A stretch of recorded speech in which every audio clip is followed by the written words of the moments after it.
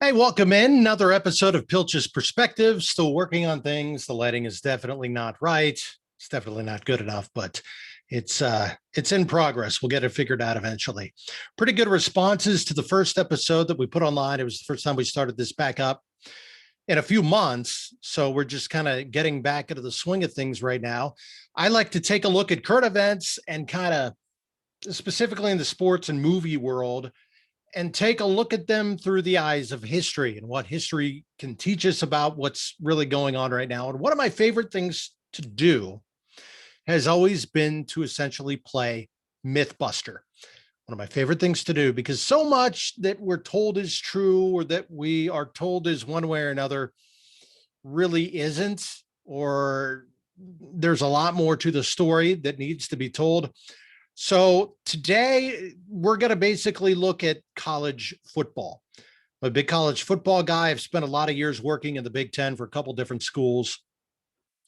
And there's been a lot of discussion really throughout primarily this year, but really over the last few seasons on why a handful of college football programs that were once national powers are having some down periods, some really down periods. And the three we're going to look at are Michigan, Tennessee, and Texas. Okay. And I've got a lot to say about one of them. We'll get to it when we get to it. How down are they really? Are they really perceived to be down, or is this really more who they've always been? Now, with Tennessee, keep in mind, Tennessee has won two SEC championships over the last 30 years. That's it, two. You've heard a lot about the volunteer program over the past couple of months due to the coaching search and some possible NCAA violations. There's certainly an SEC school. They have had a lot of success through the years, no question about that.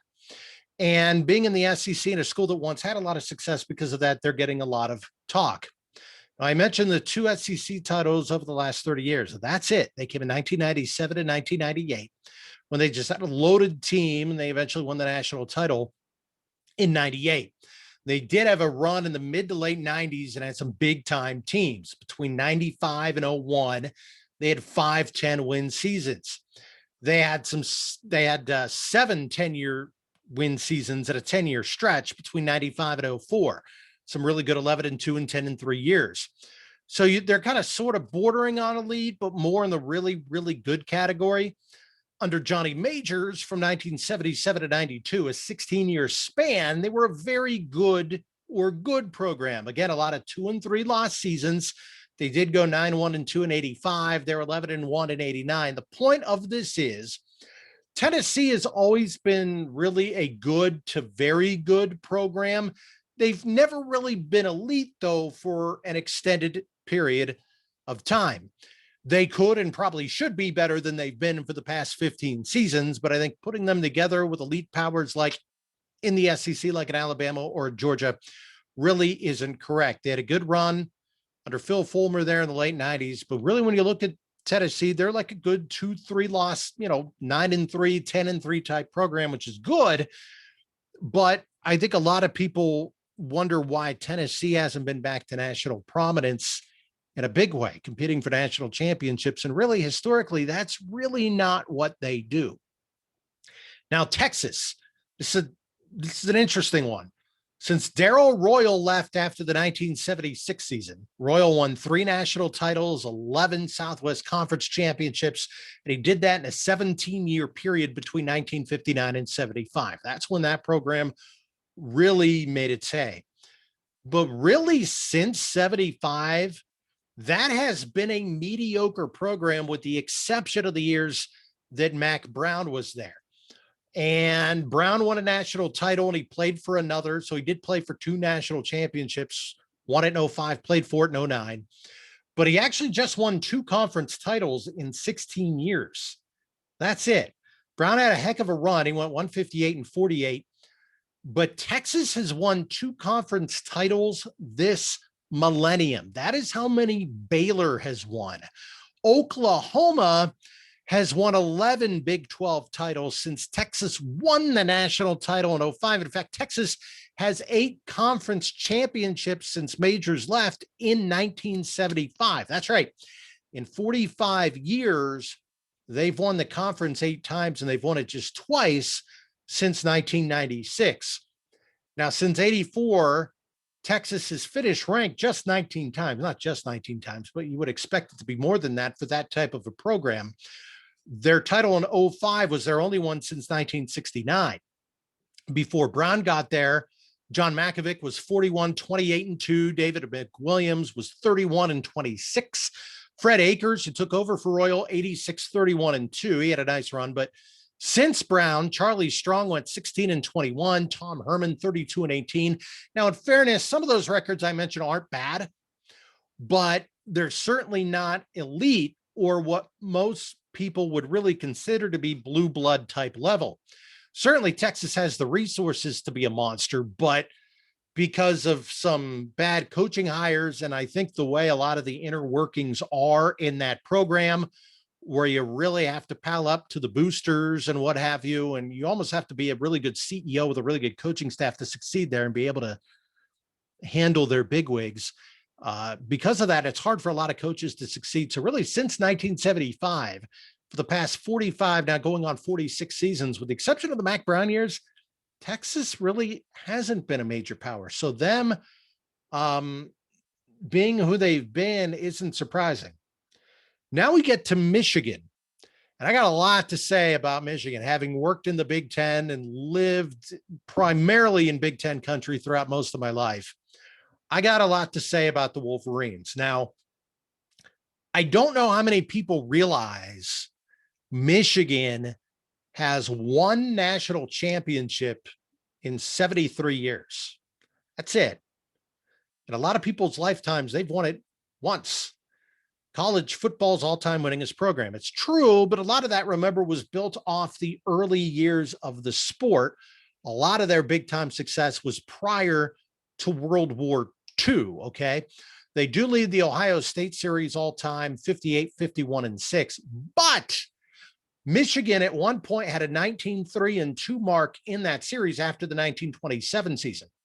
They're 39, 48-4 against the Buckeyes since 27, 31, 39-3 since World War II, and they're 27, 40-2 since Woody Hayes arrived in Columbus in 1951. So a lot of Michigan's big time success in that series came before World War II, the Second World War, before a lot of programs really got things going.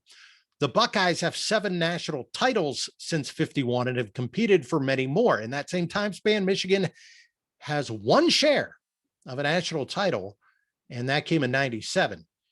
The Wolverines were in contention for a few, but like I said, Ohio State, many more. And that's really been a rivalry dominated or close to dominated by the Buckeyes since really the 30s or 1945, depending on how you want to look at it. And Ohio State's also won 33 of the last 70 Big Ten titles. Now, what's interesting to me is how the media and fans have treated the Jim Harbaugh era at Michigan. I've actually been a defender of his time there. And I don't think it's, with this, the exception of this last season, granted, I don't think it's been anywhere near as bad as a lot of people have made it out to be. Here's a fact. This is a fact. Look it up and do the math. Bo Schembechler's average record at Michigan in his tenure was 9-3. Gary Muller's was 9-3. Lloyd Carr's 9-3. Jim Harbaugh, his average record has been 9-3. That's right. Now, it's actually, I think after this year, it's bumped it down to 8-4, but before this year, it's 9-3. Harbaugh took over after that disastrous era of Rich Rodriguez and Brady Hoke. They were a combined 46-42 in 7 years. So things were really bad there. But the thing is, Harbaugh, again, this past season notwithstanding, has actually led Michigan back to really who they've been since the mid 40s, about a 9-3 or 10-3 team, which is a good team. You know, it's a top 15-ish team. Going to compete for some good bowls. You've got the ability to play with probably anyone. You're probably going to lose a game you shouldn't lose, that kind of thing. The difference now under Harbaugh is they don't beat Ohio State. Now, I ran through the numbers earlier. Ohio State has gotten the best of them, but not to the extent they've had it over the last 20 years since Jim Tressel and Urban Meyer and Ryan Day have been there, granted. Michigan in the 90s kind of dominated when John Cooper was there. That was the one time recently they did get the best of them, but they just don't beat them at all now. That's really the big difference. Ohio State, as I said, has had the best of them really for quite a long time, but the Buckeyes are operating on just such a larger level over the past 20 or so seasons that there's a much larger gap between their talent, really the best rest of the Big Ten. Michigan doesn't beat Ohio State, but really look at the records of every other school in the Big Ten against the Buckeyes. Nobody beats them very often. Once every 5-6 years, somebody will get a win against them. That's pretty much it. And they get up for the Michigan game, so it's easier for an Iowa or Purdue, a solid team, to come in and sneak in and upset them on a week they have a down week, rather than the Wolverines, because the Buckeyes end every practice of their year with a Michigan session. That's just what they do. I think Michigan does something similar, but it's just harder to beat them when they get up for it. Now, in fairness, during this time frame I've been talking about, the Wolverines did have a great 5-year stretch under Schembechler between 1970 and 74, when they went 9-1, 11-1, 10-1, 10-0-1, and 10-1. And his teams did finish in the top 10 16 times in 21 seasons. That's a pretty good stretch. Now, they didn't always compete for national titles because, as we know, the difference between the top 2 and 3 or 4 teams in the country, and then like the rest of the top 10 or 15 is actually pretty significant. But that's still a very good stretch. But like I said, he still averaged out to a 9-3 mark, and it was actually just 5-12 at his bowl games for his career. As for this past season, I actually defended Michigan to an extent, as disastrous as it was, because they were going to have a down year because of graduation and draft losses, along with a lot of opt-outs due to COVID. So when you really looked at Michigan, they were going to have a down year, and maybe not as down as it was, granted, but I think this is a tough season to gauge unless you were a national title or true conference title contender. I don't think the care factor was completely there for a lot of teams. And in a way, I think you throw it aside. If Michigan comes back in 2021 and wins 9 or 10 games again and is pretty competitive, I wouldn't be surprised. We'll see what happens. The other thing I've had a couple of Michigan fans say to me is that, well, the thing with the Harbaugh era is maybe they've always been a 9-3 or 10-3, but again, they'd compete for the Big Ten title. Now, Lloyd Carr, who was there between 1995 and 2007, won or shared 5 Big Ten titles in his career. I also don't think it's fair to compare that fact to the fact that Harbaugh hasn't won a title. This is why. If they decided conference championships by the rules in place during Carr's era, Harbaugh would actually have a Big Ten championship. He would. Because in 2018, they and Ohio State finished with an 8-1 record in the Big Ten. Now the Big Ten East, but in the Big Ten. The Buckeyes got the tiebreaker to go to the championship game because they won the head-to-head meeting.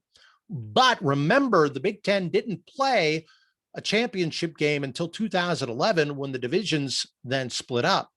So before 2011, remember, if teams finished tied for first in the Big Ten, they were declared co-champions. There were no tiebreakers involved at all. It didn't matter if you beat a team head-to-head, and you didn't move on then to play another team in the conference championship game.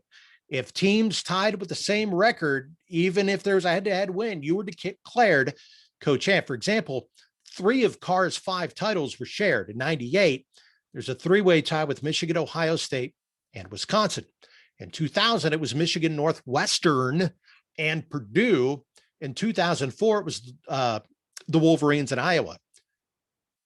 Head-to-head didn't matter. You didn't move on to play one of those games at a championship game because there wasn't one. They were just all declared co-champions. So you need that kind of context, I think, when you compare Harbaugh to Carr or anyone else that came before him. And that goes with any coach at any Big Ten school. It's hard to compare it because the tiebreakers are different. If Harbaugh coached in Lloyd Carr's era, Harbaugh would actually have a share of one title. And I think that's something that's important to bring up. In all honesty, I think the program that's really what Michigan used to be consistently in the Big Ten is actually Wisconsin. Is Wisconsin the new Michigan? I think it's something to think about. I think Michigan can be back. I think they could be a solid 10, even 11 to win program. But the point I wanted to make is Michigan's been a 9-3, 10-3 team for a long time. They've got 1 natty the last 70 plus years. There's nothing wrong with being a 10 or 11 or 9 or 10 win team. That's still a good season. But I think some of the expectations that have been put on that program by some fans and some media members aren't fair, because with the exception of this past year, Harbaugh's basically brought Michigan back to who they've always been. The difference being they just haven't beaten Ohio State, who's, unless you're Alabama or Clemson, nobody beats Ohio State for the most part. And Texas, with the exception of the Mac Brown years, hasn't truly been a year in, year out elite type program since the Johnny Major years. It's been a long time. Now, with their resources and everything, they're very capable of being that team again, but they haven't for a while.